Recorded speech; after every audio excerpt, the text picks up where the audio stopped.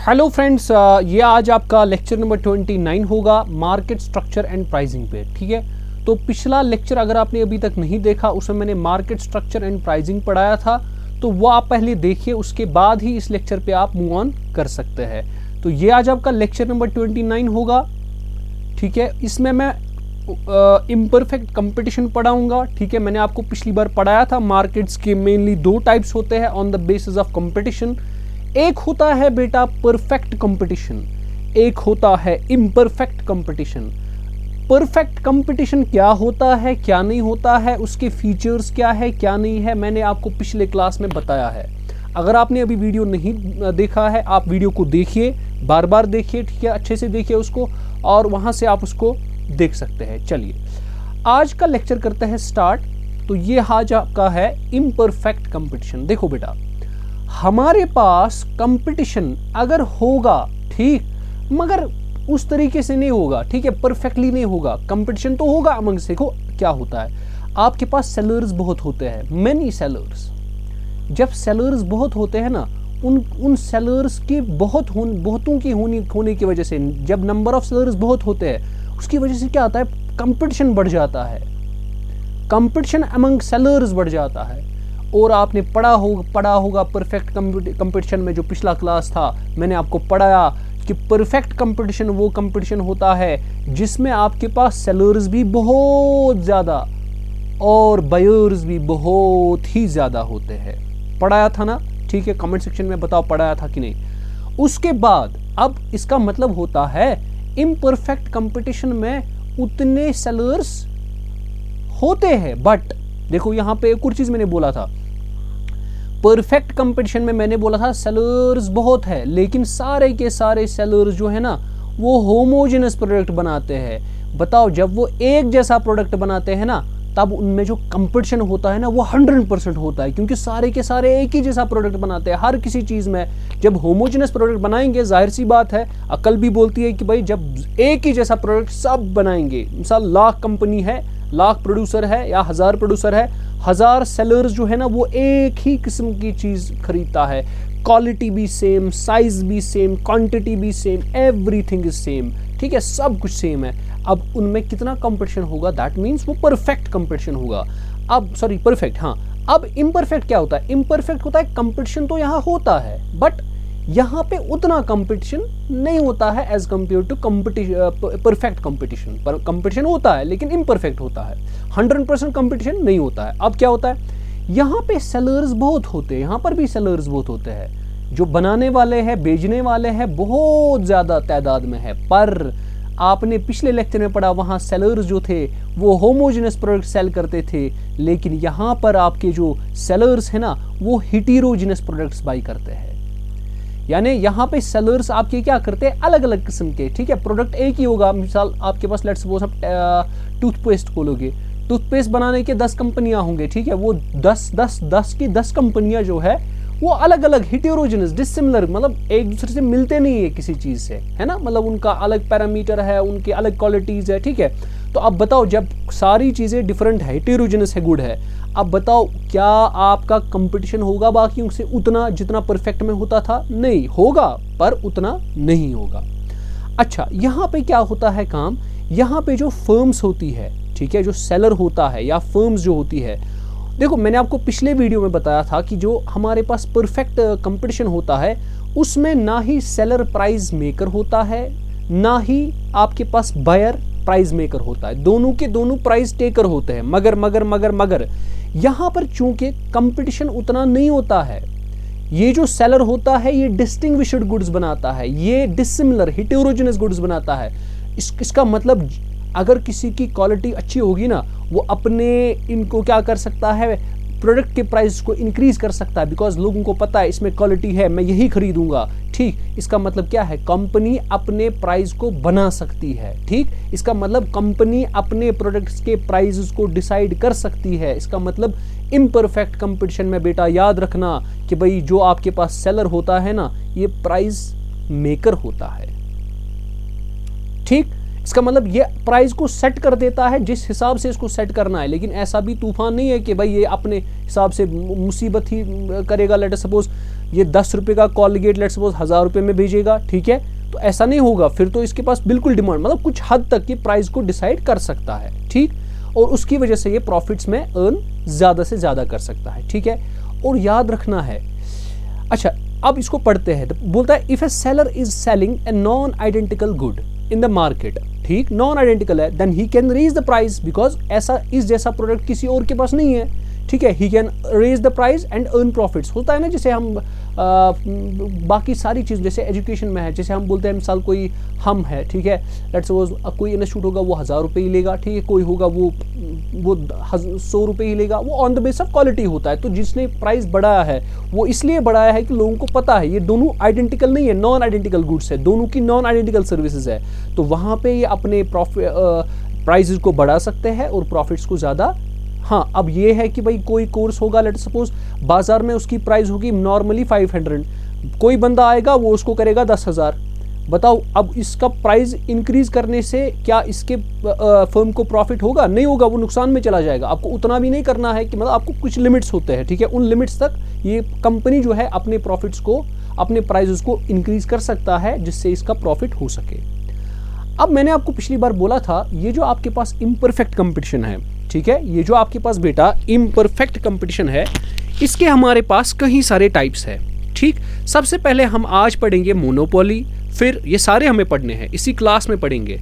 एक है हमारे पास बेटा मोनोपोली, एक है हमारे पास बेटा इसको क्या बोलते हैं मोनोपोलिस्टिक कंपटीशन, एक है ड्यूओपोली, एक है ओलिगोपोली, ठीक है, और है डुओपोली, ठीक है, ये सारी चीज़ें, और है बायलैटरल मोनोपोली, ठीक है, बायलैटरल मोनोपोली। ये सारी चीज़ें हम इसी लेक्चर में डिस्कस करेंगे। आप लेक्चर में बने रहे, ठीक है, लेक्चर को पूरा देखो, A to Z देखो, अगर चीज़ें समझ नहीं आई तो फिर बताना, ठीक है। तो चलिए स्टार्ट करते हैं हम पहले, और मुझे ये भी ध्यान में रखना है कि मुझे सारा का सारा इसी लेक्चर में पढ़ाना है क्योंकि टाइम आपके पास कम है, ठीक है, और मैंने आपको वादा किया है कि मैं ये इसी लेक्चर में कंप्लीट करूंगा, चाहे लेक्चर 50 मिनट्स का बने, 40 मिनट्स का बने, 1 घंटे का बने, तो मैं बनाऊंगा, ठीक है, तो मैं कंटिन्यू करूंगा। चलिए अब आते हैं पहला टाइप, पहला टाइप मोनोपोली। सर जी मोनोपोली क्या होता है? मोनोपोली होता है, देखो मोनो मतलब क्या होता है, मोनो का मतलब होता है सिंगल, मोनो का मतलब सिंगल, पॉली का मतलब सेलर। इसका मतलब मोनोपोली एक ऐसा मार्केट है, मोनोपोली एक ऐसा मार्केट है बेटा जिसमें सिंगल सेलर होगा। जब सिंगल सेलर होगा ना, इसका मतलब बाकी लोग अगर आना चाहते हैं ना इस फील्ड में, इस प्रोडक्ट को बनाने में, उन पर रेस्ट्रिक्शंस है, वो नहीं आ सकते। इसका मतलब अगर बाकी फर्म्स, मिसाल ये सिंगल सेलर ए है, ए कोई प्रोडक्ट बनाता है, लेट्स सपोज कॉलगेट, अब अगर ए कॉलगेट बनाता है, अब कोई और कंपनी इस कॉलगेट को बेच नहीं सकता, बना नहीं सकता, क्यों? क्योंकि ये मोनोपोली है। हाँ ये जरूर है यहाँ पे, ये इसका मतलब ये नहीं कि भाई एक ही सेलर होगा, बस कॉलगेट के लिए एक ही सेलर है, या मतलब टूथपेस्ट के लिए भाई एक ही सेलर है, कौन? वो है आपका ए। हाँ हो सकता है सीमेंट के लिए अलग सेलर होगा, लेट्स सपोज बी, हाँ इसके बगैर कोई और सीमेंट नहीं बनाएगा, ठीक है। इसका मतलब यहाँ पे सेलर कितने होते हैं? एक ही होता है, सेलर बेचने वाला एक, सेलर बेचने वाला एक ही होता है, ठीक। और याद रखना है जो सेलर, ठीक है, कोई कमोडिटी बेचता है ना, उसका सबस्टिट्यूट नहीं मिलता है कहीं पे, कोई भी सबस्टिट्यूट, जब कोई बनाता ही नहीं है तो सबस्टिट्यूट कैसे होगा? तो किसी के पास भी उस जैसा प्रोडक्ट नहीं होता है। यह आपका क्या है? मोनोपोली। अब आते हैं मोनोपोली के हम फीचर्स पे। देखिए बेटा, सबसे पहले मैंने आपको अभी बोला there is a single producer और सेलर। सबसे पहला मोनो मीन्स सिंगल, इसका मतलब एक प्रोड्यूसर है, एक सेलर है। The product of a monopolist is unique. मैंने आपको बोला कि प्रोडक्ट जो है इसका यूनिक है, इसका कोई भी सबस्टिट्यूट नहीं, कोई भी चीज इसका सबस्टिट्यूट नहीं बन सकता। There is strict barrier for entry of any new firm. मैंने आपको बताया अगर कोई नई फर्म आना चाहती है कि भाई मैं भी ये चीज बनाऊंगा, वो नहीं आ सकता, ठीक, वो फर्म नहीं आ सकती है इसमें। वाइल एज अगर आपने परफेक्ट कंपटीशन पढ़ा होता, मैंने उसमें पढ़ा है आपको बेटा, उसमें free entry and exit of the market firm होता है। फर्म जब चाहे आना चाहिए मतलब बनाने में, तो वो बना सकती है प्रोडक्ट को, अगर वो लीव करना चाहती है तो वो एग्जिट भी कर सकती है, वहाँ पे कोई रेस्ट्रिक्शन, लेकिन यहाँ पे रेस्ट्रिक्शन है। फिर मैंने आपको अभी समझाया कि जो ये मोनोपोलिस्ट होता है ये प्राइस मेकर होता है, या क्योंकि ये खुद ही एक ही बनाता है भाई, एक सेलर, ये खाली एक सेलर है, तो इसका मतलब जब ये एक ही सेलर है, ये अपने प्राइसेस को इंक्रीज कर भी सकता है, डिक्रीज भी कर सकता है। ये खुद प्राइस मेकर है, ठीक, ये खुद प्राइस मेकर है, क्योंकि इसका कोई कंपटीशन नहीं है। जब इसका कोई कंपटीशन ही नहीं है, ये खुद ही प्राइस को डिसाइड करेगा। इसको मन में आया तो प्राइस इंक्रीज कर देगा, इसको कौन पूछेगा। अब ऐसा तो नहीं है ना कि भाई जो ये प्रोडक्ट बनाता है वो कोई और भी बनाता है, तो कस्टमर्स क्या जाएंगे, वो इसके बदले में इसके पास जाएंगे जिसके पास प्राइस कम होगा। ऐसा तो नहीं होता है। तो इसका मतलब है जो मोनोपोलिस्ट है ना, ये जो मैं बोल रहा हूँ ना, ये इस पे मैं फोकस कर रहा हूँ ना, ये पूछे जाते हैं एग्जाम में। मोनोपोलिस्ट क्या है? प्राइस मेकर होता है, प्राइस मेकर होता है। और इसका काम क्या होता है? मोनोपोलिस्ट जो होता है ना, ये सोचता है कि भाई मैं प्राइसेस को कैसे बढ़ाऊं और मैं मैक्सिमम से मैक्सिमम प्रॉफिट, इसके पास बहुत खतरनाक प्रॉफिट आ जाता है। क्यों? क्योंकि इसके पास कंपटीशन ही नहीं है। ये प्राइसेस को इंक्रीज करते रहता है, करते रहता है, करते रहता है, करते रहता है। उसकी वजह से क्या होता है, और उसको पूछने वाला भी कोई नहीं है। जब ये खुद ही एक ही बंदा है बनाता है प्रोडक्ट को, इसका मतलब, और यहाँ पे प्राइस डिस्क्रिमिनेशन भी होता है। और इस मोनोपोली में क्या होता है, अलग अलग चीज़ों को, अलग अलग कंज्यूमर्स को, मिसाल आपके पास कंज्यूमर ए है, बी है, सी है, let's suppose on the basis of age, अगर ये छोटा होगा ना, इसको बोलेगा चलो मैं आपको थोड़ा 1 रुपये सस्ता दूंगा। अगर ये बीच में मतलब यंग एज में है, जो कमा रहे हैं, उनको बोलेगा नहीं आपको मैं 10 रुपये ज़्यादा दूंगा, अगर खरीदना है कि तो खरीदो। जो ओल्ड एज है ना, उनको बोलेगा चलो आपको कंसेशन कर देंगे 5 रुपये कम। यहाँ पे प्राइस डिस्क्रिमिनेशन है। कोई होगा रिच होगा, बिल्कुल रिच होगा, उसको लगेगा ये रिच है ना, वो उसको बोलेगा 10 रुपये की चीज़ को बोलेगा वो 100 रुपये दो, ठीक।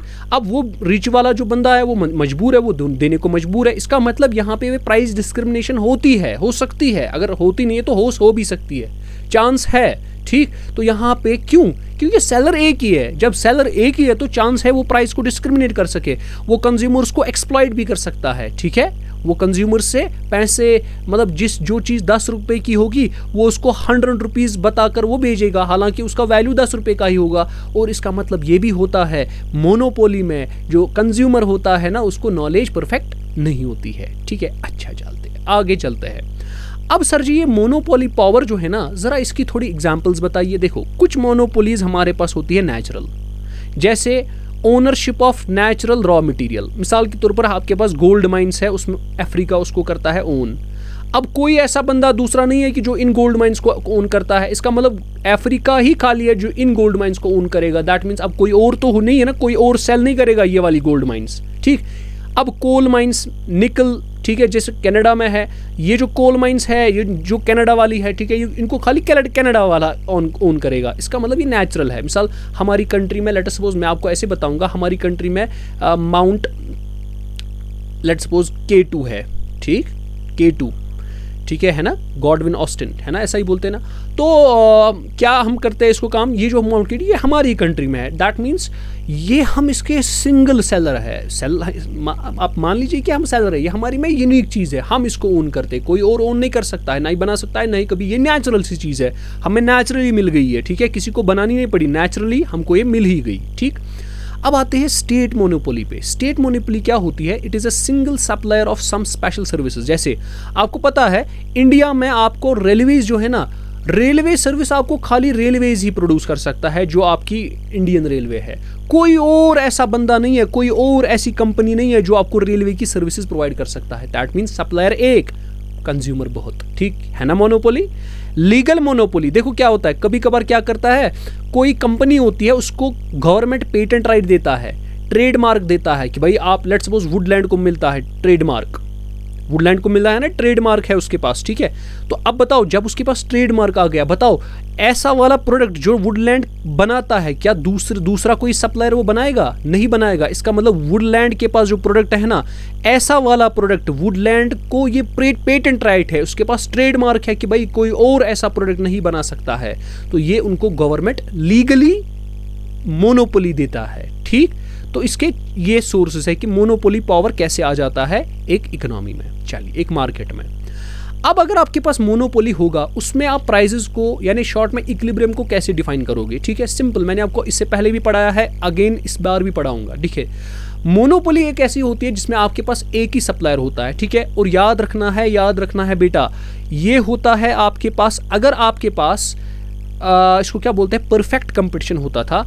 आपको याद है उस वक्त जो आपके पास प्राइस होता था प्रोडक्ट का, वही होता था आपके पास एवरेज रेवेन्यू भी, याद है कि नहीं। और वही होता था एवरेज हाँ, और वही होता था मार्जिनल रेवेन्यू भी। याद रखना है, इस पॉइंट को लिख कर रखो बेटा। जो परफेक्ट कंपटीशन होता है उस वक्त प्राइस जो होता है प्रोडक्ट का वो एवरेज रेवेन्यू के ही बराबर होता है, वो मार्जिनल रेवेन्यू के ही बराबर होता है। मगर मगर मगर मगर बेटा, जब आपके पास मोनोपोली मतलब परफेक्ट इम्परफेक्ट कंपटीशन आ जाता है, जब आपके पास इम्परफेक्ट कंपटीशन आता है बेटा, तो उस वक्त पता है आपको क्या होता है? उस वक्त ये जो डिमांड लाइन है ना, मैंने आपको बोला था ये ऐसे होता है, ठीक, ये परफेक्टली इलास्टिक होता था, लेकिन यहाँ पे परफेक्टली इलास्टिक नहीं है। यहाँ पे इलास्टिक तो है मगर उतना इलास्टिक नहीं है, इसीलिए क्या करता है, ये ऐसे चला जाता है। इसीलिए आप देख सकते हो यहाँ पे इसका मतलब होता है बेटा, जिस चीज़ को मैं फोकस कर रहा हूँ ना, इनको पॉइंट्स नोट करके रखो। क्या मैंने बोला, अगेन मैं बोलता हूँ, परफेक्ट कंपटीशन में जो आपके पास प्राइस ऑफ प्रोडक्ट होता था वही होता था मार्जिनल रेवेन्यू, और वही होता था आपके पास मार्जिनल रेवेन्यू और एवरेज रेवेन्यू। ठीक है, ये चीज़ें आपको दिमाग में रखनी है बेटा। मैं क्या बता रहा हूँ, मैंने बताया परफेक्ट कंपटीशन में प्राइस का वैल्यू, मार्जिनल रेवेन्यू का वैल्यू, एवरेज रेवेन्यू का वैल्यू, तीनों के तीनों बेटा सेम होते थे। ठीक है, अगर आपको बिलीव नहीं हो रहा है, मैं आपको पहले वो स्लाइड दिखा ही देता हूँ। देखिए, ये आपके पास होती थी डायग्राम, ये देख लीजिए, ये आपके पास है ना, ये परफेक्ट कंपटीशन है, इसमें मैंने नहीं दिखाया है, चलो कोई बात नहीं, मैंने यहाँ पे नहीं दिखाया है, कोई मसला नहीं, तो आप याद इसको रख सकते हैं। चलिए, अब आ जाता है, अगर आपके पास मोनोपोली होगा, याद रखना बेटा, मोनोपोली में जो होता है बेटा, जो प्राइस होता है, प्राइस ऑफ अ प्रोडक्ट, और जो एवरेज रेवेन्यू होता है, ये दोनों सेम होते हैं। मगर मगर मगर मगर मगर मैं बता रहा हूँ, ये जो मार्जिनल रेवेन्यू होता है ना, ये इन दोनों से लेस होता है, it is less than average revenue, जैसा कि आपको यहाँ नज़र आ रहा होगा। ठीक, यहाँ पे आप इसको देख सकते हैं बेटा, ये आपका है, देखो ये वाली लाइन है, इसको क्या मैंने लिखा है, डी मीन्स प्राइस लाइन। ठीक है, और ये आपके पास है AR, एवरेज रेवेन्यू, एंड ये वाली लाइन जो है बेटा, ये, ठीक है, इसको हम एक और बार दिखाते हैं। ये जो आपके पास बेटा ये वाली लाइन है ना, जिसको मैं ऐसे बना रहा हूँ, ये जा रही है, ये आपकी कौन सी है, ये मार्जिनल रेवेन्यू है, आपको सीधे नज़र आ रहा होगा, मार्जिनल रेवेन्यू की लाइन जो है, और ये जो है एवरेज रेवेन्यू की जो लाइन है, ये इससे कम है। हो सकता है एग्जाम में सीधे पूछा गया क्वेश्चन, बताओ मोनोपोली में मार्जिनल रेवेन्यू और एवरेज रेवेन्यू में क्या रिलेशन है, क्या ये ग्रेटर है इससे, लेस देन है, या इक्वल टू है? आपको बताना है ये लेस देन होता है। ठीक, चलिए, उसके बाद अब आ जाइए इक्विलिब्रियम पे। सर इक्विलिब्रियम कैसे, मैंने आपको पढ़ाया है, अगर आपने पिछला लेक्चर नहीं देखा है आप उसको देख लीजिए, मैंने 1000 बार अभी तक समझाया है, अब बार बार समझाना ये तो मुझे लगता है टाइम वेस्ट होगा। मैंने आपको 1000 बार समझाया है, एक फर्म तब तक अपने प्रोडक्ट्स को बनाना शुरू कर देती है जब तक कि ना मार्जिनल कॉस्ट और मार्जिनल रेवेन्यू बराबर आएगा। इसको क्या बोलते हैं, मार्जिनल कर्व अप्रोच, है ना। तो यहाँ पे अगर आप देख सकते हैं, ये वाली कर्व जो है, ये वाली लाइन जो है, इसको बोलते हैं आप एवरेज रेवेन्यू, या इसको प्राइस भी बोलते हैं, और ये आपकी ये वाली लाइन जो है मार्जिनल रेवेन्यू, इसका मतलब, और ये वाली लाइन जो है, ये वाली कर्व, ये आपके पास कौन सी है, ये आपके पास है मार्जिनल कॉस्ट, ये आपके पास है एवरेज कॉस्ट। लेकिन हमें किसको नजर रखना है, हमें खाली नजर रखनी है बेटा किस किस पे, हमें मार्जिनल कॉस्ट और मार्जिनल रेवेन्यू। देखो, ये मार्जिनल रेवेन्यू आ गया यहाँ पर इसने मीट किया किसको, मार्जिनल कॉस्ट को, तो ये वाला पॉइंट हो गया आपका इक्विलिब्रियम पॉइंट। और यहाँ पर कितनी क्वांटिटीज बनती है, देखो ये 0 है, यहाँ पे 3, यहाँ से नीचे क्वांटिटीज दिखा रहा है। दैट मीन्स जब कंपनी 3 यूनिट्स को बनाएगा ना, उसके बाद ये चौथा यूनिट नहीं बनाएगा, कंपनी फर्म चौथा यूनिट नहीं बनाएगा। क्यों? क्योंकि तब ये क्या हो सकता है, लॉस में होता है। कैसे लॉस में होगा, कैसे नहीं होगा, वो मैंने ऑलरेडी आपको बता ही दिया है। ठीक है, तो यहाँ तक समझ आ रहा है। ठीक है, अब देखो यहाँ पे, इसका मतलब यहाँ से हम क्या अब करेंगे काम, हम चलो अब एक काम करते हैं, हम इसका इक्विलिब्रियम निकालते हैं। इसने इक्विलिब्रियम पे कितने यूनिट्स को मतलब इसको क्या बोलते हैं ना, बनाया, एंड इसको कितना प्रॉफिट अब आ गया। ठीक, अब देखते हैं प्रॉफिट इसका निकालते हैं। अब मैंने आपको यहाँ पे क्या बताया बेटा, जब मार्जिनल कॉस्ट और मार्जिनल रेवेन्यू बराबर है, यहाँ पर इक्विलिब्रियम आता है। तो इक्विलिब्रियम कितने क्वांटिटीज के बाद आता है, इक्विलिब्रियम 3 क्वांटिटीज को खरीदने के बाद आता है। यहाँ तक समझ आ गया। अब देखो बेटा, अब इंटरेस्टिंग है बेटा जी। अब यहाँ पे आप एक चीज रखो याद, ये पहले पढ़ते हैं। From this diagram till he sells 3 units output MR is equal to MC, जैसा कि मैंने बताया the monopoly firm will be in equilibrium at the level of output where MR is equal to MC, the price is 23। आप जरा देखिए तब कितना price होता है। देखो जब आपके पास बेटा MR और MC बराबर होता है, जो कस्टमर होगा, कस्टमर कितना प्राइस देगा आपको, कस्टमर का प्राइस ये है, जो आपको कस्टमर पे करेगा ना प्राइस, वो ये है, उसको बोलते हैं ये वाला D या एवरेज, ये D, ये आपको वो वाला प्राइस होता है जो कस्टमर आपको पे करेगा किसी प्रोडक्ट को। अब इसका मतलब वो जब ये 3 प्रोडक्ट होंगे तो ये वाला कॉस्ट वो देगा आपको उसको उस तीसरे यूनिट पे, दैट मीन्स आपको 23 देगा, दैट मीन्स 23 वो प्राइस आपको देगा। क्लियर है कि नहीं? मगर एवरेज कॉस्ट कितना है, ठीक है, एवरेज कॉस्ट यानी आपको एवरेज में कितना कॉस्ट लगा है, जरा वो देख लीजिए बेटा। एवरेज कॉस्ट कहाँ है, एवरेज कॉस्ट ये वाली लाइन है, इसका मतलब यहाँ पर ये एवरेज कॉस्ट है, कितना है वो 12.6। तो एवरेज कॉस्ट जो है इक्विलिब्रियम पे, ये मैं इक्विलिब्रियम पर बात करता हूँ, 12.6 है, ठीक है, 12.6 है यहाँ पे। अब आपको क्या करना है काम बेटा, ये एवरेज कॉस्ट है, ठीक। अब अगर आपको देखना है ना एक यूनिट पर प्रॉफिट कितना होगा, हम कैसे निकालेंगे, ये है आपको एक क्वांटिटी पर कितना खर्चा। और याद रखना, आप पूछ सकते हो सर आपने मार्जिनल कॉस्ट क्यों नहीं लिया, है ना, आपने एवरेज को ही क्यों लिया। जब हम प्रॉफिट को कैलकुलेट करते हैं ना, हम मार्जिनल को नहीं लेते हैं, हम एवरेज करू को लेते हैं। किसको लेते हैं, हम एवरेज कॉस्ट को लेते हैं, ठीक, याद रखा, हम किसको लेते हैं, एवरेज कॉस्ट को लेते हैं। क्यों? क्योंकि मोनोपोली में या इम्परफेक्ट कंपटीशन में MC और AC में फर्क होती है, जो दोनों में मतलब एवरेज कॉस्ट को ही लेता है। अगर एवरेज कॉस्ट बड़ा होता ना, ठीक, तब हम इसी को लेते, लेकिन जब ये बराबर होते हैं ना, तब दोनों में से कोई भी लो, ठीक। तो इसका मतलब एवरेज कॉस्ट कितना आ रहा है, यानी एक यूनिट को बनाने पर कितना कॉस्ट है, 12.6। तो प्रॉफिट एक यूनिट पर कितना होगा, 23 माइनस 12.6। मगर ये इसने एक क्वांटिटी पे नहीं बनाई, इसने कितनी बनाई, 3, तो मल्टीप्लाइड में करेंगे 3 और इसका आंसर आना चाहिए 30.99, ठीक है। ये बिल्कुल आसान सा प्रॉब्लम है यहाँ पे। चलिए आगे चलते हैं। देखिए इसी को मैंने यहाँ पे निकाला है 30.99, ठीक। अब यहाँ पे देखो हमने बताया ना, यहाँ पे जो ये मोनोपोली है इसमें प्राइस डिस्क्रिमिनेट होता है ना, मतलब कुछ कंज्यूमर्स को प्राइस कम लिया जाता है, कुछ कंज्यूमर से प्राइस ज़्यादा लिया जाता है। अब एक इकोनॉमिस्ट था, उसका नाम था बेटा ACPIGOU, ठीक है, जैसे अब आप प्रोनाउंस करो। इसने बोला प्राइस डिस्क्रिमिनेशन की 3 लेवल्स हो सकती है, 3 लेवल्स। क्या क्या? सबसे पहले उसने बोला फर्स्ट डिग्री प्राइस डिस्क्रिमिनेशन। ये एक ऐसी प्राइस डिस्क्रिमिनेशन है जिसमें कंज्यूमर को 100% एक्सप्लॉइट किया जाता है, बिल्कुल 100%। यानी इसको इसने इसीलिए कहा काम परफेक्ट प्राइस डिस्क्रिमिनेशन, यानी जितना हो सकता है ना कि कंज्यूमर से लिया जा सकता है, 100% जितना लिया जा सकता है उतना वो उसको लेता है। दैट मीन्स इस फर्स्ट डिग्री प्राइस डिस्क्रिमिनेशन में जो सेलर होता है ये बायर को चार्ज करता है पूरा जितना कंज्यूमर का सरप्लस है ना, जितना कंज्यूमर के पास सरप्लस अमाउंट है पूरा उसको पता है, ठीक है। इसका मतलब सेलर के पास कंप्लीट नॉलेज होती है इस कंज्यूमर्स की। तो जितना भी कंज्यूमर के पास सरप्लस होता है ये उसको सारा का सारा पैसा खींचता है। दैट मीन्स इस डिस्क्रिमिनेशन में फर्स्ट डिग्री में मैक्सिमम एक्सप्लॉयटेशन होती है, जितनी एक्सप्लॉयटेशन हो सकती है उतनी हो सकती है, ठीक है, उतनी करते हैं। तो इसका मतलब परफेक्ट प्राइस डिस्क्रिमिनेशन, यानी इसमें इसको अगर चीज़ 10 रुपये मिलती है ना, इसको यही चीज़ 1000 में भी मिल सकती है। यानी मैक्सिमम कितना खींच सकता है ये अपने इंक्रीज को ऊपर कर सकता है, तो इसको बोलते हैं फर्स्ट डिग्री प्राइस डिस्क्रिमिनेशन। लेकिन एक और डिग्री होता है उसको बोलते हैं सेकेंड डिग्री। सेकेंड डिग्री में क्या करता है काम, सेकेंड डिग्री में ये उतना उसको नहीं करता है, कुछ अमाउंट ये कंज्यूमर के पास रहने देता है, ठीक है, डिस्क्रिमिनेट तो करता है, चार्जेस तो बढ़ाता है।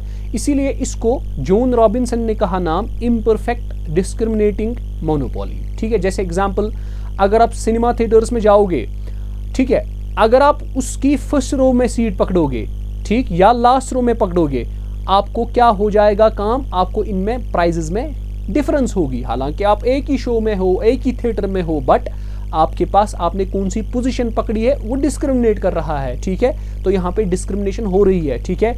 अच्छा, एक होता है third degree price discrimination. Third degree में क्या होता है बेटा, यहाँ पे क्या किया जाता है काम, कुछ ग्रुप्स को डिवाइड किया जाता है on the basis of as.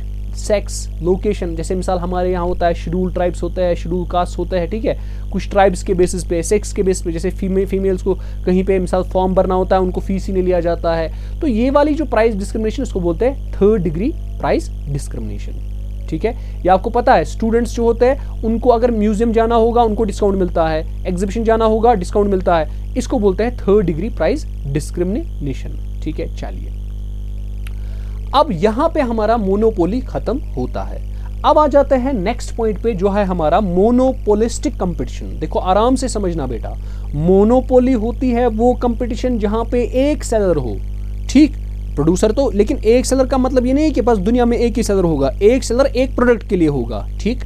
एक इकोनॉमी में खाली एक ही सेलर होगा एक प्रोडक्ट, खास प्रोडक्ट के लिए। अब मोनोपोलिस्टिक क्या होता है? मोनोपोलिस्टिक होता है भाई वो वाला, इसको क्या बोलते हैं ना, वो वाला कंपटीशन। मोनोपोलिस्टिक होता है वो वाला कंपटीशन जहां पर आपके पास क्या होता है, आपके पास नंबर ऑफ सेलर्स भी ज्यादा और नंबर ऑफ बायर्स भी ज्यादा, दोनों के दोनों है इंक्रीज, ठीक है। लेकिन ये जो आपके पास बेटा ये दोनों है, ये जो बायर्स है बहुत सारे, सॉरी सेलर्स जो है बहुत सारे, ये जो प्रोडक्ट बेचते हैं ना, ये डिफरेंशिएटेड बेचते हैं, ये एक दूसरे से मिलते नहीं है, ठीक है। हाँ, मोनोपोलिस्टिक कंपटीशन में बहुत सारे सेलर्स होते हैं, कंपटीशन तो यहाँ होता है मगर परफेक्ट नहीं होता है। हाँ, ये जो कंपनीज होती है ना, सिमिलर प्रोडक्ट तो बनाती है मगर फिर भी डिफरेंशिएशन होती है, ठीक। और दूसरा चीज में एक खतरनाक फीचर है, वो ये है कि भाई अगर आपके पास मिसाल 7 फर्म्स है, ये चलो 7 नहीं लेते, 2 ही लेते, एग्जाम्पल के तौर पे 2 पे समझ सकते हैं। 2 एक फर्म है, बी दूसरी फर्म है, ये दोनों, ये इसके प्राइस इंक्रीज या डिक्रीज करने से और इसके प्राइस डिक्रीज या इंक्रीज करने से इन दोनों पर आपस में कुछ असर नहीं पड़ता, यानी एक का जो भी पॉलिसीज होगी उसकी वजह से बी पर कोई असर नहीं पड़ता है, एंड इसको क्या बोलते हैं, ना ही बी ए को इन्फ्लुएंस कर सकता है, ठीक। तो इसका मतलब यहाँ पे फर्म्स का आपस में जो इन्फ्लुएंस होता है वो नहीं चलता है, ठीक न। अगर ए कुछ पॉलिसी डिसाइड करेगा, डिवाइस करेगा, उसकी वजह से बी पर कोई असर नहीं पड़ेगा, अगर बी कुछ मिसाल प्राइस को डिक्रीज करेगा उसकी वजह से ए पर कोई असर नहीं पड़ेगा। उसका रीजन क्या है? क्योंकि ये दोनों जो है ये डिफरेंशिएटेड प्रोडक्ट्स बनाते हैं। चलिए, उसके बाद 10 monopolistic competition refers to competition among a large number of sellers producing close but not perfect substitutes. यहाँ पे तो ये बनाते हैं, मतलब देखो प्रोडक्ट से बना, जैसे मैं आपको कॉलगेट की एग्जांपल, टूथपेस्ट बताता हूँ। टूथपेस्ट आपका कॉलगेट भी आता है, आपका पेप्सोडेंट भी आता है, ठीक है।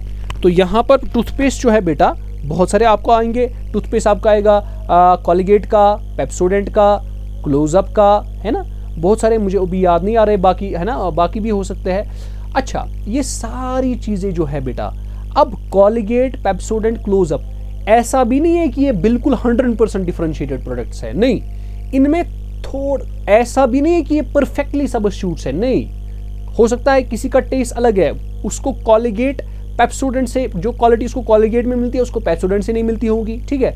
इसका मतलब ये परफेक्ट सब्स्टिट्यूट्स भी नहीं है, मगर यहाँ पे क्लोज सब्स्टिट्यूट्स है, चलो 95% सब्स्टिट्यूट्स मान सकते हैं। तो ऐसी वाली एग्जांपल्स कहाँ पे आती है? मोनोपोलिस्टिक कंपटीशन में। अब आते हैं इसके फीचर्स पे। सबसे पहला फीचर मैंने आपको अभी बताया, जो मोनोपोलिस्टिक होता है इसमें सेलर्स भी होते हैं ज्यादा, बायर्स भी होते हैं ज्यादा।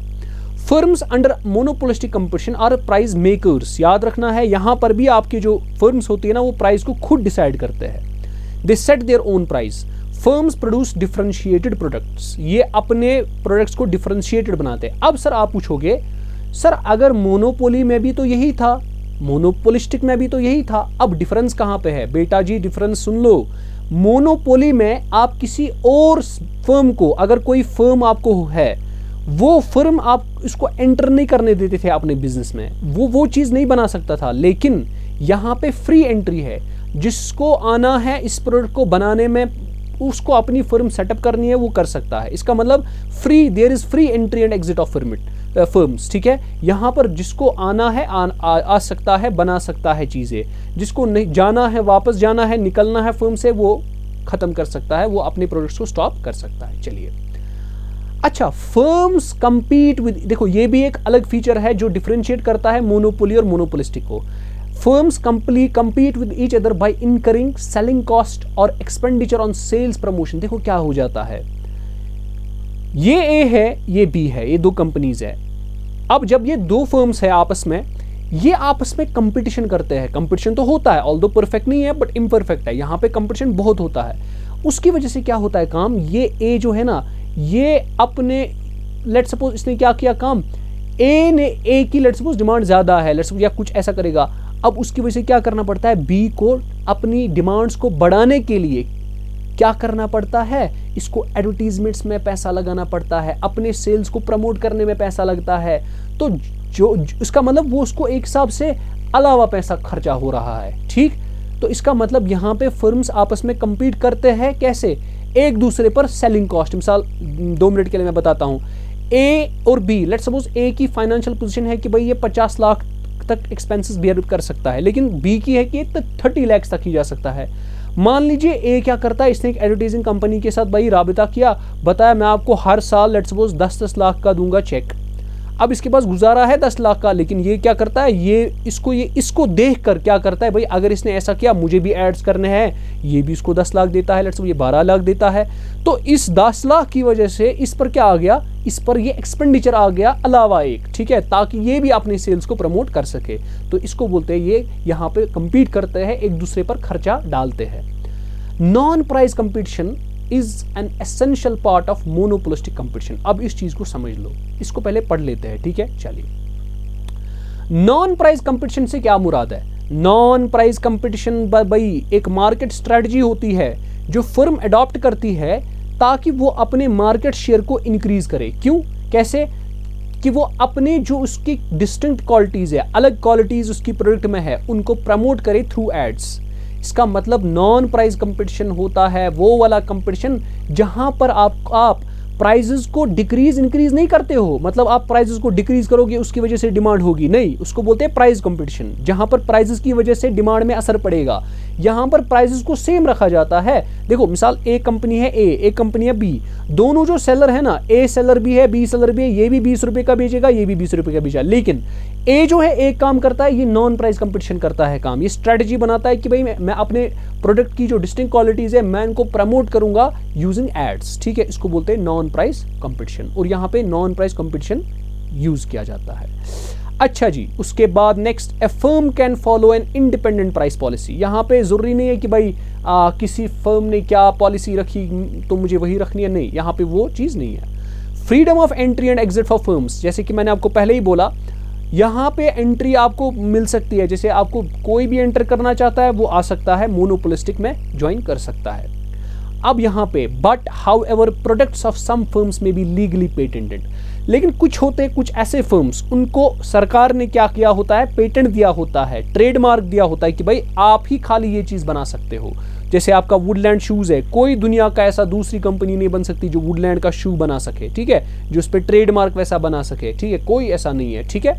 लैक ऑफ परफेक्ट नॉलेज, जैसा कि मैंने आपको पहले ही बोला, इसमें जो आपके पास कंज्यूमर्स होते हैं बेटा, उनके पास मतलब उसको एक्सप्लॉइट करते हैं, ठीक है, और उनके पास माना जाता है कि परफेक्ट नॉलेज नहीं है उनको, ठीक है। चलिए, अब हम ये जो आपके पास मोनोपोलिस्टिक कंपटीशन है बेटा, इसमें आप प्राइजेस को कैसे डिटरमाइन करते हो। शॉर्ट में इक्विलिब्रियम मैंने आपको पढ़ाया है, इससे पहले भी पढ़ाया, अभी और पढ़ा रहा हूं, सुन लो बेटा, सुन लो। ये जो आपके पास मोनोपोलिस्टिक कंपटीशन होता है, मोनोपोलिस्टिक कंपटीशन, इसमें एक फर्म तब तक प्रोड्यूस करती रहेगी जब तक कि ना मार्जिनल कॉस्ट और मार्जिनल रेवेन्यू बराबर आएगा। और ये भी याद रखो, क्योंकि मोनोपोलिस्टिक कंपटीशन क्या होता है, ये इम्परफेक्ट है, मैंने आपको पहले ही पढ़ाया, अगर आपने लेक्चर पूरा सुना।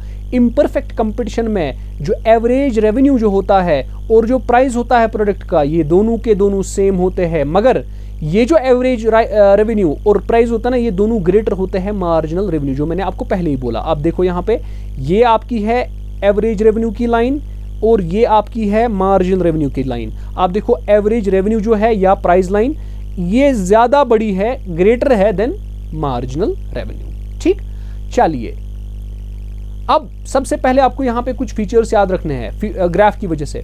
The demand curve is downward sloping, ये है डिमांड कर्व आपकी, ठीक है, ये क्या है, downward sloping. There are close substitutes. मैंने आपको बोला ना, ये जो मोनोपोलिस्टिक कंपटीशन होता है, जो यहाँ पे प्रोडक्ट्स बनते हैं ना, ये क्लोज बनते हैं, although they are not perfect substitutes but close substitutes होता है। The demand curve is fairly elastic. ऐसा नहीं होता है कि भाई देखो, मैंने आपको बोला ये जो आपके पास परफेक्ट होता है ना, उसमें डिमांड कर्व जो होती है वो कंप्लीटली परफेक्टली इलास्टिक होती है, लेकिन इसमें आपके पास आप देख सकते हैं डिमांड कर्व जो होना है वो थोड़ी ऐसी नीचे डाउनवर्ड जब आती है, स्लोपिंग होगी, तो जाहिर सी बात है वो थोड़ी इलास्टिक तो होगी ही होगी। ठीक है, ओके, आगे चलते हैं हम नेक्स्ट पे। ओलिगोपोली एक और आपके पास है इम्परफेक्ट मार्केट। ठीक है, इम्परफेक्ट कंपटीशन जिसको आप कह सकते हो, उसको बोलते हैं ओलिगोपोली। अब यहां पे ओलिगोपोली में क्या होता है, देखो ओलिगोपोली में फर्म्स तो बहुत होती है, फर्म्स बहुत होती है, मगर मगर मगर मगर बेटा फर्म्स बहुत होती है, मगर कुछ ही ऐसी फर्म्स होती है, फर्म्स बहुत होती है, बहुत सारी फर्म्स बहुत है, मगर उन फर्म्स में कुछ ही फर्म्स होती है, फ्यू फर्म्स, जो आपके प्रोडक्ट को क्या करते हैं, जो आप जैसा प्रोडक्ट बनाते हैं, या कह सकते हैं मतलब थोड़ा होमोजेनस बनाते हैं। ठीक है, जैसे आप कह सकते हो, अच्छा, it is difficult to pinpoint the number of firms in the competition among few. आपको पता है, जब लेट सपोज अगर आपके इन सारे फर्म्स में दो ही फर्म ऐसी होंगी, लेट सपोज ए और बी, जो आपके एक जैसा प्रोडक्ट बनाती है, अब आप दोनों में से किसी को पिन पॉइंट नहीं कर सकते हो। ठीक है, तो इसका मतलब with only a few firms in the market the action of one firm is likely to affect the other. क्यों, आप क्यों नहीं पिन पॉइंट कर सकते हो? क्योंकि अगर आपने इसको पिन पॉइंट किया, इसके बारे में गलत शलत अनाप शनाप बोला, बी पर डायरेक्ट असर पड़ेगा। अगर बी पर कुछ आपने ऊपर नीचे कहा, या बी की तारीफें की, ए की तारीफें की, उसकी वजह से दूसरे पर असर पड़ सकता है। तो ओलिगोपोली में अगर आप एक फर्म पर कुछ पिन पॉइंट करोगे तो उसकी वजह से उस पर असर पड़ता है और दूसरे फर्म्स पर भी असर पड़ता है। चलिए अब आ जाते हैं इसके फीचर्स पे। सबसे पहला फीचर बेटा, number 1, few large firms. Very few big firms own the major control of the whole market by producing major portion of the market demand। ठीक है, आपके पास फर्म्स तो बहुत सारी होती है, यहाँ पे इसका मतलब होता है फर्म्स बहुत सारी, जैसे मैंने आपको बोला फर्म्स बहुत सारी, 1000 में फर्म्स है, लेकिन इनमें से लेट सपोज 30 ही फर्म्स ऐसी है जो आपके मार्केट में 90% सप्लाई देती है। इसका मतलब बाकी जो आपके पास 970 फर्म्स है वो खाली 10% वो योगदान देती है। ठीक है, इसका मतलब होता है यहाँ पे मैक्सिमम जो मार्केट सप्लाई है ना, वो फ्यू फर्म्स ही प्रोवाइड कर लेती है।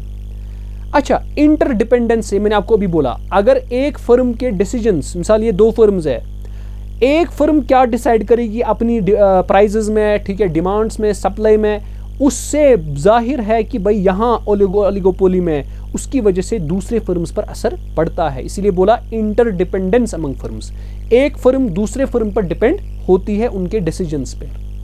Group behaviour, the firms under oligopoly realise the importance of mutual cooperation. ये एक दूसरे से कॉपरेट भी करते हैं फर्म्स। ठीक है, यहां पे क्या करता है काम, यहां पे ओलिगोपोलिस्ट्स जो होते हैं, ठीक है, जो यानी जो इसमें प्रोड्यूसर्स होते हैं, वो एडवर्टीजमेंट कॉस्ट पे बहुत ज्यादा खर्चा कर लेते हैं। ठीक, एंड यहां पे एक और आप याद रखोगे, नेचर ऑफ द प्रोडक्ट। ठीक है, जो यहां पे नेचर ऑफ द प्रोडक्ट होता है ना, वो होमोजेनस होता है। ठीक, और अगर आपको कोई पूछेगा इम्परफेक्ट ओलिगोपोली क्या होता है, आप बताओगे जहां पर हेटेरोजेनस प्रोडक्ट प्रोड्यूस होते हैं। ठीक है, प्राइस रिजिडिटी, यहां पर प्राइसेस उतने चेंज नहीं होते हैं। ठीक, प्राइसेस डिफिकल्ट होते हैं चेंज करना। क्यों क्यों क्यों क्यों, मैंने आपको अभी बोला, यहां पे फर्म्स जो होती है ना, एक दूसरे पे डिपेंड करती है। अगर एक ने प्राइस डिक्रीज किया, दूसरा फर्म फिर डिक्रीज करेगा, फिर तीसरा करेगा, चौथा करेगा, ऐसे करके करके सारे फर्म्स डूब ही जाएंगे। उसको पता है अगर मैंने कुछ ऊपर नीचे किया, भाई मेरी बाकी जो फर्म्स है ना वो सारी मुझ पर ही टूट पड़ेंगे, इसलिए वो अपना नुकसान नहीं करवाना चाहता है। इसके बाद आते हैं हम नेक्स्ट, ड्यूओपोली। ड्यू क्या बोलता है, ड्यू बोलता है 2, ड्यू होता है जैसे मोनो होता है 1, ड्यू होता है 2, तो इसका मतलब इसमें 2 सेलर्स होते हैं। ठीक, ये एक ओलिगोपोली का एक स्पेशल केस होता है जिसमें आपके पास खाली कितने सेलर्स होते हैं भाई, 2 सेलर्स होते हैं, and both the sellers are completely independent and no agreement exist between them. ये तो आपको क्लियर है। Even though they are independent, a change in the price and output of one will affect the other and may set a chain of reaction. क्योंकि duopoly जो है ये oligopoly का ही एक मतलब आप स्पेशल टाइप कह सकते हो, ओलिगोपोली का ही स्पेशल टाइप है। और ओलिगोपोली मैं आपको अभी बताया, एक फर्म दूसरे फर्म पर डिपेंड होता है। इसी तरीके से अगर ड्यूओपोली में दो ही फर्म्स है, ये भी फिर एक दूसरे पर डिपेंड होंगे। अगर ए ने कुछ प्राइसेस में गड़बड़ किया, उसकी वजह से बी पर असर पड़ेगा। अगर बी ने कुछ गड़बड़ किया तो उसकी वजह से ए पर असर पड़ सकता है। ठीक है, चलिए लास्ट स्टेटमेंट पढ़ते हैं। A seller may however assume that his rival is unaffected by what he does. In that case he takes only his own direct influence on the price. ठीक है, जो सेलर होता है वो समझ एज्यूम करता है यहाँ पे, हालांकि ऐसा नहीं होता है, एजम्पशन है कि भाई जो मेरा राइवल है, जो दूसरा सेलर है, वो उसको मेरी वजह से कोई इफेक्ट नहीं होता है। इसकी वजह से वो क्या करता है, अपने प्राइसेस को खुद डिसाइड ऊपर नीचे कर सकता है। चलिए आगे चलते हैं। Characteristics of duopoly. अब इस ड्यूओपोली की कैरेक्टरिस्टिक्स क्या है? Each seller is fully aware of his rival's motive and actions. Her seller को, अगर आपके पास दो सेलर है ए और बी, ए को पूरा पता है कि बी के मोटिव क्या है, बी के एक्शन, अभी बी क्या कर रहा है। बोथ सेलर्स में कल्यूड, ठीक है, ये किसी एग्रीमेंट पे कोई एग्रीमेंट कर सकते हैं, ठीक है, regarding the sale of the commodity. ये कुछ पॉलिसीज बना सकते हैं जिन पे दोनों के दोनों एग्री कर सकते हैं। दे में enter into cut throat competition. यहाँ पे कंपटीशन, क्योंकि दो ही सेलर है, कंपटीशन बहुत खतरनाक होगा। अगर ए के कुछ मतलब शेयर्स खत्म हो गए मार्केट में, उसकी वजह से बी में इंक्रीज हो जाएगा, क्योंकि दो ही है ना। अगर ए में कुछ कस्टमर्स लूज हो गए इसके, जाहिर सी बात है कंपनी कोई और नहीं है, इसका मतलब वो किसके पास जाएंगे, बी के पास। यहाँ पे कंपटीशन खतरनाक है। अच्छा, they fix the price for their product with a view to maximising their profit. इनका काम होता है कि भाई ऐसे प्रोडक्ट्स को का प्राइस रखना ताकि हमारा जो प्रॉफिट है वो क्या बने, मैक्सिमम बने। ठीक है, अब आते हैं हमारे bilateral monopoly. Bilateral monopoly, bilateral monopoly हमारे पास एक ऐसा मार्केट होता है जिसमें हमारे पास सिंगल प्रोड्यूसर तो होता है, यानी मोनोपोलिस्ट, मोनोपोली, सिंगल प्रोड्यूसर, ठीक, single producer of a product faces a single buyer of that product. इसका मतलब होता है यहां पे सिंगल प्रोड्यूसर भी और सिंगल बायर भी होता है। उस मोनोपोली को बोलते हैं बाइलेटरल मोनोपोली, यानी दोनों एंड से बायर भी वन, सेलर भी वन। बाइलेटरल क्या होता है, सेलर भी वन, बायर भी वन, दोनों एक ही है। ठीक है, इसके बाद आता है मोनोप्सी। मोनोप्सी आपके पास एक ऐसा मार्केट होता है जहां पर आपके पास बायर्स बहुत है, सॉरी सेलर्स तो बहुत है, लेकिन बायर आपको एक है। ये उल्टा है, ये मोनोपोली का उल्टा है। मोनोपोली बोलता है जहां पर एक सेलर हो, बायर्स बहुत है, लेकिन मोनोप्सोनी बोलता है जहां पर बायर एक हो, सेलर बहुत हो। ठीक, तो यहां पढ़ते हैं monopsony is a market structure in which there is only one buyer of a good or service. If there is one customer for a certain good, the customer has monopsony power in the market of that good. देखो जाहिर सी बात है, जब आपके पास खाली एक ही buyer होगा तो जो बायर होगा ना वो आपको नचाएगा। क्यों? क्योंकि आपको कोई चारा नहीं है, आपको उसी को प्रोडक्ट बेचना है। दैट मीन्स, और ये भी दिमाग में रखना है कि भाई ये उधर उधर भी जा सकता है। ठीक, तो इसका मतलब होता है मोनोप्सोनी इज एनालॉगस टू मोनोपोली। ये मोनोप्सोनी जो है ये मोनोपोली के एनालॉगस है। क्यों एनालॉगस है? क्यों? क्योंकि मोनोप्सोनी में एक बायर होता है, वाइल एज ये जो आपके पास मोनोपोली होता है इसमें कितना होता है, एक सेलर होता है। तो थोड़ा एनालॉगस तो है। चलिए अब इसमें हम क्या करते हैं, अब कंपैरिजन करते हैं। अब मेन जो आपको याद रखना है, जो एग्जाम के लिए इंपॉर्टेंट है, वो आपको perfect competition, monopoly, monopolistic competition, सारे को समराइज करते हैं। लेक्चर को थोड़ा आपको याद भी करवाते हैं। ठीक है, यहां से जाके आपको लेक्चर याद भी होना चाहिए, चीजों को याद भी करना है। चलिए, परफेक्ट कंपटीशन में नंबर ऑफ सेलर्स या प्रोड्यूसर्स इनन्यूमरेबल होते हैं, यानी बहुत सारे होते हैं, वेरी लार्ज।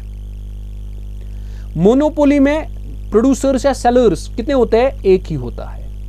मोनोपोलिस्टिक में कितने सेलर्स होते हैं, वेरी लार्ज होते हैं, बहुत होते हैं। अच्छा, नेचर ऑफ द प्रोडक्ट आपको पता है, परफेक्ट कंपटीशन में आपके पास जो प्रोडक्ट्स होते हैं ना वो होमोजेनस होते हैं, वो परफेक्ट सबस्टिट्यूट्स होते हैं। मगर मोनोपोली में वो क्लोज सबस्टिट्यूट्स नहीं होते हैं। ठीक है, वो मतलब यूनिक होते हैं, उनमें कोई डिफरेंशिएशन, मतलब वो बिल्कुल डिफरेंशिएटेड है। डिफरेंशिएटेड प्रोडक्ट्स मतलब डिफरेंशिएट मतलब कि मतलब उनमें कोई मतलब कुछ मिलता ही नहीं है। ठीक, अलग अलग। अलग अलग यूनिक प्रोडक्ट्स है, लेकिन जो आपके पास मोनोपोलिस्टिक है वहां पे यार आपको क्लोज सबस्टिट्यूट्स मिलेंगे, मतलब परफेक्ट सबस्टिट्यूट्स नहीं है, क्लोज सबस्टिट्यूट्स है। अच्छा, जो आपके पास प्राइस परफेक्ट कंपटीशन है उसमें आप प्राइस टेकर बन सकते हो, प्राइस मेकर नहीं बन सकते हो। सेलर जो है वो प्राइस टेकर हो सकता है, प्राइस मेकर, लेकिन मोनोपोली में वो प्राइस मेकर होता है। उसके बाद बोलता है मोनोपोलिस्टिक में some control depending on branded loyalty.